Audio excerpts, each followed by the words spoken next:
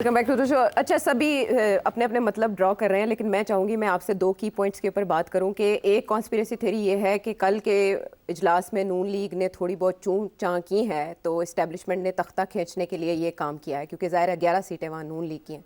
और दूसरी ये कि इंतखाबात की साख को मुतनाज़ बना के तबाह करके इंतखाबात को कलअदम करार दिया जाए किसी तरह, और यही सिस्टम केयर टेकर कंटिन्यू करे अगर कोई भी इक़्तिदार लेने को राज़ी नहीं है तो। बताएं। अच्छा, हाँ, देखिए, एक तो यही कंस्पिरेसी है ना कि इसके पीछे इस्टेब्लिशमेंट का हाथ है। जी, इस्टेब्लिशमेंट चाह रही है कि वो ऐसा मौका मिले। अफरा तफरी तो मुल्क में हो रही है, पीटीआई लगी हुई है, मौलाना भी कूद पड़ा है, उधर से बलूचिस्तान में सड़कें बंद हो गई हैं, सिंध में सड़कें बंद हो गई हैं और एहतजाज हो रहे हैं और लोगों को गिरफ़्तार किया जा रहा है एंड सो ऑन। एक तरफ से ये, दूसरी तरफ सियासी डेडलॉक है जी, कि इस्लामाबाद में गवर्नमेंट कैसे बनेगी। पीटीआई कहती है हम अपोजिशन में बैठेंगे, मौलाना कहता है हम अपोजिशन में बैठेंगे और अब नवाज शरीफ साहब कहते हैं हम अपोजिशन में बैठेंगे। सारे अपोजिशन में बैठेंगे तो गवर्नमेंट कौन चलाएगा? तो अगर ऐसी बात है तो फिर केयर टेकर ही चले, बेहतर है। देखो ना, वो लॉजिकली जो बात चलती है। तो ये एक कंस्पिरेसी थी है कि ये जो है ना, ये फाइनल स्टैंप आ गया है कि ये इलेक्शन जो है ना, इसके ऊपर लड़ाई झगड़े बहुत ज़्यादा हैं और अभी हम मुल्क की इकॉनमी इमरजेंसी की ज़रूरत पड़ गई तो ये लगा देते हैं, फिर देखा जाएगा बाद में। हम 6 महीने के लिए केयर टेकर को एक्सटेंड कर देते हैं, इन द मीनवाइल हम एक कमीशन बना देते हैं टू चेक के इलेक्शन ठीक हुए या नहीं हुए। अच्छा। ये सारे इल्ज़ाम जो है उसको चेक कर लेते हैं, इतनी देर में हम IMF प्रोग्राम ले लेते हैं। तो ये कंस्पिरेसी थ्योरी, ठीक है ना, कि जी इसके पीछे भी इस्टेब्लिशमेंट का हाथ है। राइट, ठीक, ओके। तो एक तो ये कंस्पिरेसी थ्योरी। दूसरी कंस्पिरेसी थ्योरी ये है कि पीटीआई की बहुत वसी पैमाने पर, specially outside Pakistan, social media contacts बहुत पावरफुल हैं और इसमें कोई शक नहीं है कि इमरान खान की फैमिली जो है, they are also involve in creating an environment in social media in favour of Imran Khan. और इन साहब के जो तल्लकात हैं उसके बारे में भी, एंड देयरफॉर इसके पीछे पीटीआई का हाथ है। और पीटीआई रीलॉन्च हो रही है, ये भी एक थी। हाँ, पीटीआई रीलॉन्च से मुराद ये है कि एक दफ़ा रिवाइव हो रही है। हाँ, और उसमें अब इमरान खान साहब ने ऐसे बयान देने शुरू कर दिए हैं जो रेकन्सिलिएशन के, फतेह मक्का, रियासत मदीना के बाद, ताकि यहाँ भी ठंडा पड़े। और इधर से अग्रेशन चल रही है, इलेक्शन को नल एंड वॉइड करार देने की कोशिश कर दी है, या ये कि जो उनके लोग जो खतरा है जो कि उठ के चले जाएंगे दूसरे किसी कैंप में, उनको भी इशारा है कि ना जाना, we are on the verge of winning और हमारा जो मौक़िफ़ है वो प्रूव होने जा रहा है और ये इलेक्शन जो है आप इधर उधर हो गए तो बाद में मौका नहीं मिलेगा आपको। तो इस किस्म की दोनों थियरीज़ हैं। अब इनमें से कौन सी करेक्ट है ये मैं नहीं कहूँगा आपको कौन सी करेक्ट है, ये नहीं, बिकॉज वो बड़ी ख़तरनाक सिचुएशन है। बेहतर ये है कि आप देख लें कि किस तरह फिर आगे हालात चलते हैं। कितने अरसे देखें? मेरा ख्याल है आपको 10-15 दिन से ज़्यादा नहीं देखने पड़ेंगे। चले, अच्छा, मेरा ख्याल है 2 हफ्ते के अंदर अंदर फैसला होना चाहिए, बिकॉज देखिए 29 तारीख तक पार्लियामेंट ने मिलना है जी, ऐसे ही है ना।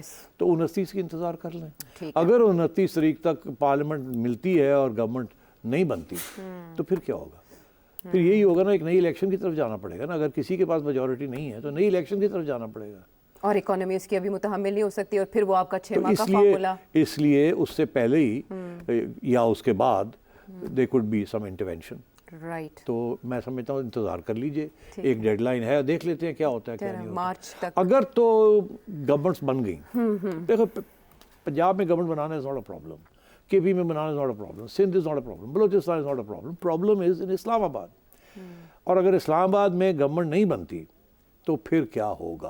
अच्छा, इसमें जो फिर आप समझे कि ये जो कंस्पिरेसी थ्योरी है दिस विल सक्सीड, कि there is going to be some sort of external intervention. और वो एक्सटर्नल इंटरवेंशन इसी किस्म की होगी जिसके साथ तसलसल चलेगा जो इस वक्त सिचुएशन है of a care taker government, और उसमें फिर ये इजाज़त मिल जाएगी इमरजेंसी की from the supreme court. Obviously ये बात हुई भी, और कुछ चारा नहीं है ना। यू कांट से कि जी फिर नए इलेक्शन कराओ जी। अगर कमीशन बन जाती है तो फिर कमीशन जो है जब तक उसके रिजल्ट्स नहीं आते यू कांट डू एनीथिंग। अच्छा, इस सारे खाके में ना जान भी इसलिए पड़ती है कि मुस्लिम लीग नून और पीपल्स पार्टी जो पहले कह रही थी कि हम मिल के गवर्नमेंट बनाएंगे, वो स्नेल पेस में जा रही है और मुस्लिम लीग नून के इजलास से ये खबर आ रही है कि ये कांटों भरी सेज है, ये फूलों की नहीं है और हम पीपल्स पार्टी की ब्लैक मेलिंग में भी नहीं आएंगे।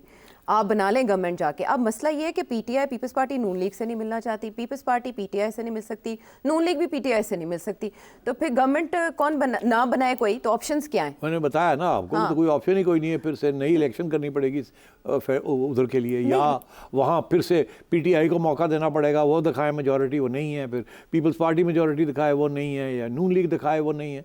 तो in that case there is a deadlock, you have to go for a fresh election. ये डेडलॉक कैसे रिजॉल्व होगा? कैसे? That is the real issue. Deadlock है क्यों है? किसके ऊपर? पहले तो ये था कि जी तय हो गया जी कि फेडरल गवर्नमेंट बनाएगी, मियाँ साहब का बयान भी आया था कि हमारी सबसे लार्जेस्ट पार्टी है और हम बनाएंगे, और जरदारी साहब से बात करें जाके, और जरदारी साहब भी आ गए, सब कुछ हो गया। और अब जाके 180 डिग्री यू टर्न ले लिए कि जी हम नहीं बनाएंगे, ये जो हम ऑपोजिशन में बैठेंगे सेंटर में। आपको याद होगा मैंने अपने प्रोग्राम में कहा था कि ये होने जा रहा है, क्योंकि मैंने कहा था आपसे कि ये क्यों करने जा रहे हैं, ये तो मार खाएंगे वहाँ, यहाँ तक कि ये उड़ जाएंगे पंजाब के अंदर अगली के, अगर 2 साल से पहले इलेक्शन हो गई तो पीटीआई नून लीग तो उड़ जाएगी, अगर जिस किस्म के इकदाम करने पड़ेंगे IMF की वजह से। ये मैंने पिछले प्रोग्राम में कहा, ये बार आपने कहा। और एक ऐसी भी हाल ही में एक मजलिस थी जहाँ गवर्नर पंजाब आए हुए थे, एक प्राइवेट गैदरिंग थी जहाँ मैं भी इनवाइटेड था। अच्छा। वहाँ बहुत से सहाफ़ी बैठे हुए थे, वहाँ हमने आपस में वहाँ डिस्कशन ये हुई कि ये गवर्नमेंट लेनी चाहिए कि नहीं लेनी चाहिए। अच्छा। और ज़्यादातर जो सहाफ़ी थे बड़े प्रो नून लीग सहाफ़ी थे। मैं आपको दिलचस्प बात ये बताऊँ कि वहाँ ये एक कंसेंसस डेवलप हुआ कि ये सुइसाइड होगी कि अगर नून लीग वहाँ जाके इस्लामाबाद में गवर्नमेंट लेती है। और फिर वहाँ लोगों ने कहा गवर्नर साहब को कि जाएं नवाज शरीफ साहब को बताएं कि यहाँ ये सारे साथियों का यही मौक़िफ़ है कि तुसी मारे जाओगे तो ज़रा सोच लो। और जरदारी साहब जो किस किस्म के डिमांड्स क्रिएट कर रहे हैं उसके ऊपर भी सोचें। अब मेरी इत्तला के मुताबिक जरदारी साहब ने जो लंबी चौड़ी लिस्ट दी है 28 डिमांड्स। अच्छा, कितने? 28। और यार 8 नहीं, 4 नहीं। हम तो सोच रहे थे, वो कहते हैं जी 2 गवर्नर्स दे दो हमें और एक सेनेट दे दो और एक नेशनल असेंबली में दे दो। और नहीं जी नहीं, जरदारी साहब ने लंबा चौड़ा चिट्टा बना के देता, ठीक। और मियाँ साहब ने रिजेक्ट कर दिया। मियाँ साहब ने कहा गवर्नमेंट असी बनाने जा रहे हैं, हम मौजा हैं करन ते गाली सानू पवे, पिंगा पावा मैं तो झूठे लवे तू, ते ओ हुण उत्थे अफरा तफरी पै गई। अच्छा। और मियाँ साहब ने कह दिया अपने नेगोशिएटर्स को कि जाएं जाके और फिर आप और कह दें उनको कि फिर हम नहीं बनाते गवर्नमेंट।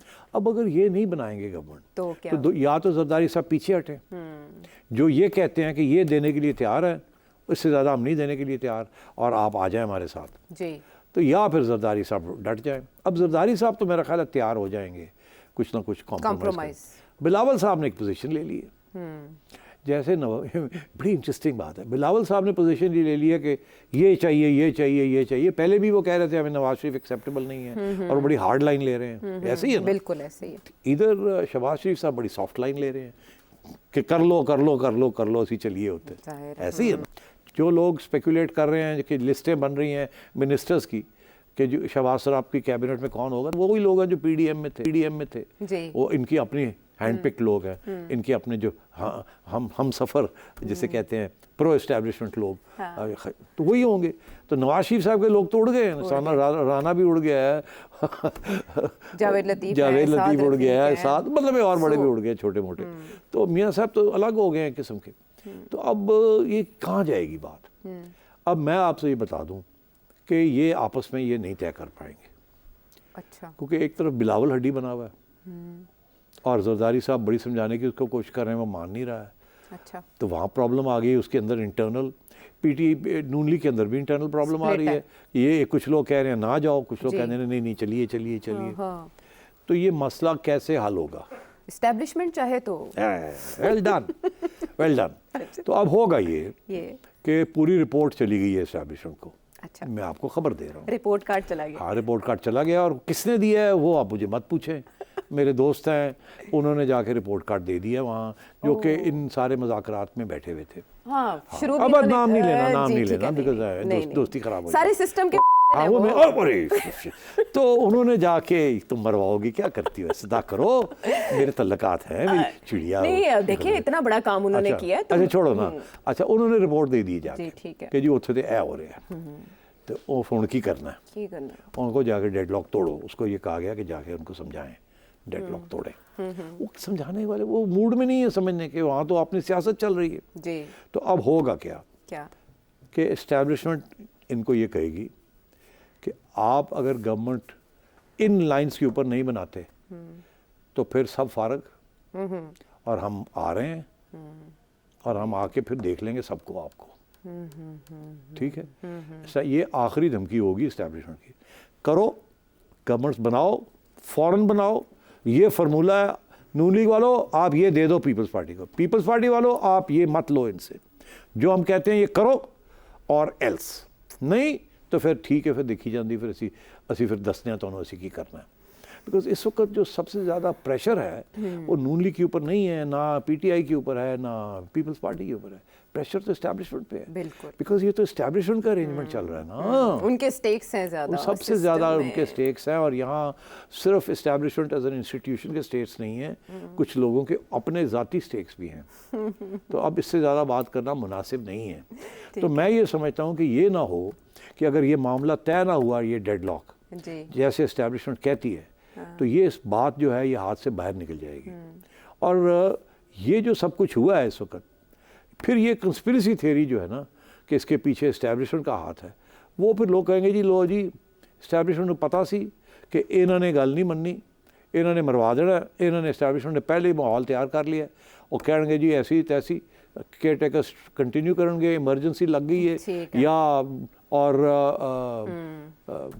कमीशन बन गई है, चीफ जस्टिस आके बह जान कर लें, देख लें, 6 महीने लगा लें, देख लें क्या हो रहा है। इलेक्शन कमीशन सस्पेंड हो गई है, ये हो गया, वो हो गया, बिकॉज इल्ज़ाम जो लगा है वो लग गया है इलेक्शन कमीशन के ऊपर। जी, इस्तीफा आ सकता है चीफ इलेक्शन कमिश्नर का? मेरा ख्याल है इस्तीफा अगर आया तो आ भी सकता है, और मगर इस्टेब्लिशमेंट के इंटरेस्ट में नहीं होगा कि इस वक्त इस्तीफ़ा है।